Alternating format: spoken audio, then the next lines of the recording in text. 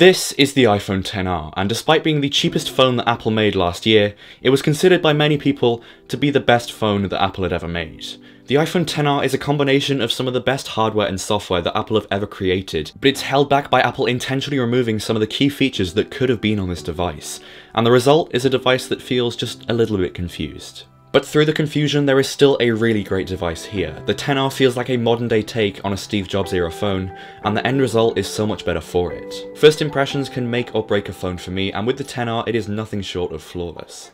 The design alone is one of the very reasons why I love this phone. Its minimalistic looks blended with the typical Apple aesthetic. It might not be for everyone, but there's very little that I'd change about the design of this phone. The simplicity is really what makes it for me. The subtle curve of the front and rear glass leading seamlessly into the curved edges, the perfect button placement, everything is just about perfect here, and it's pretty rare for me to say that about a design. The colour options are possibly the best part of this device. Not only is it refreshing to have more than just black or white as choices, but the colours themselves look so good in person that I wish every phone had these options. The colour that I have is coral, and it's possibly the best looking colour of any phone that I've ever used. What really makes it for me is the variation in this colour. Under different lighting conditions it appears to change, and this is the character behind a device that we don't see enough of these days. Whilst it may not feel as good in the hand as the XS did, mainly down to its lower weight to body ratio, it still feels like a flagship despite Apple doing their absolute best to try and take that feeling away from this device.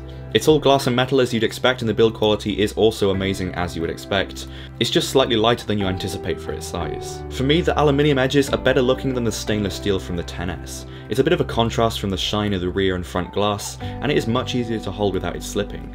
And although it may not look as premium as stainless steel, aluminium is so much less likely to scratch, and that is a huge benefit for its long-term durability. And speaking of things that are great, this video is brought to you by .tech domains. The clear choice for me when creating my personal portfolio site. A .tech domain can be used for anything tech related, and it's been trusted by brands like Viacom, Intel, and even CES, the world's largest consumer tech show.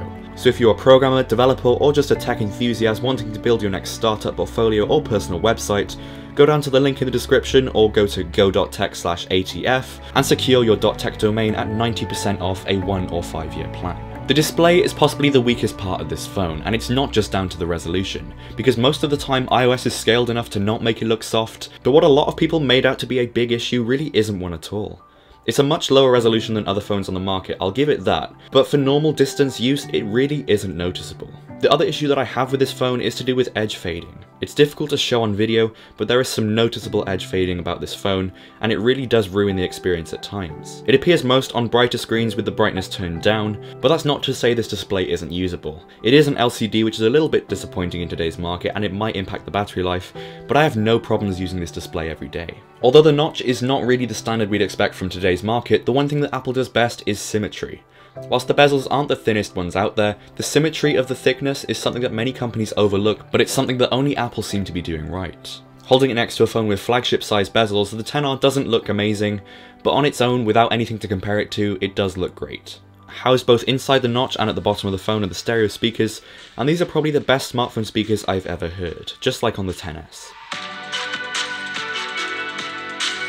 Despite being a cheaper version of the XS, the XR has exactly the same Face ID technology inside, which is really great to see. Just like with the XS, it unlocks ridiculously quickly to the point where it feels like the phone isn't even locked, and that's great. Face ID has become a really easy way to unlock your phone, and I am a huge fan of it. Also housed within the notch is the 7-megapixel selfie camera, and whilst it's not the best out there, it does produce some really nice looking images.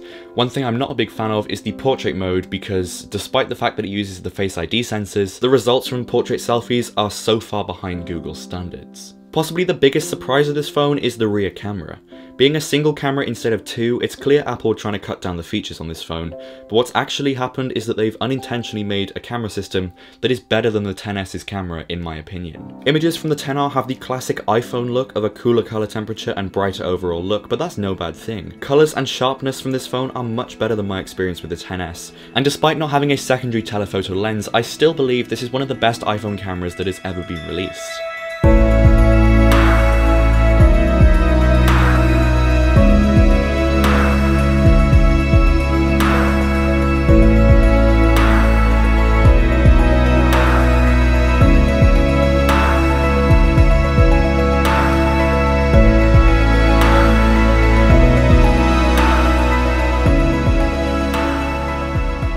The The only thing that lets this camera down is Apple holding it back through software. In portrait mode, unless your subject is a person, it will not take a portrait photo. And that seems like a bit of a ridiculous removal, considering that the XS doesn't actually use 2 cameras to do portrait mode, it uses 1, and I tested that. So it's clearly just them trying to make you think, this phone can't do this, so should I buy the more expensive one and give them more money? And that's a bit disappointing to see. Through putting an LCD instead of an OLED display on this phone and the removal of portrait mode for objects, Apple are doing things to reduce the attraction to this phone, and it seems unnecessary. Force Touch has also been removed, which really limits the experience you can get from this device compared to other iPhones.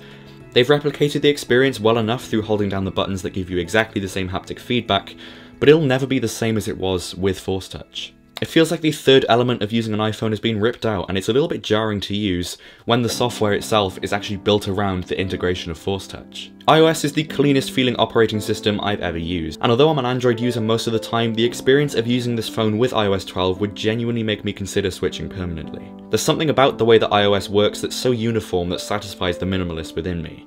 And it's a fabulous experience from start to finish. Everything from the subtle animations for charging to the ease of switching apps, iOS feels like a finished product where everything is the same, and although that's a pretty polarizing thing within the tech community, for me I find it to be a good thing. However, iOS isn't perfect. There's some parts of apps that just don't make sense from a user experience point of view, such as the way that you can share the link to a tweet and how different that is to sharing an Instagram or Facebook post.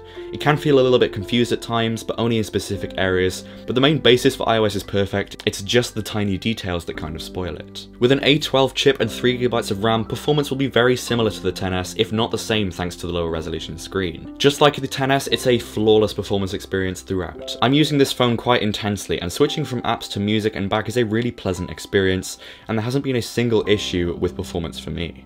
From gaming to social networking, the performance could not get any better from this phone if it tried, but what really finishes off the experience for me is the integration of animations and haptics within iOS and within the apps that are developed for iOS.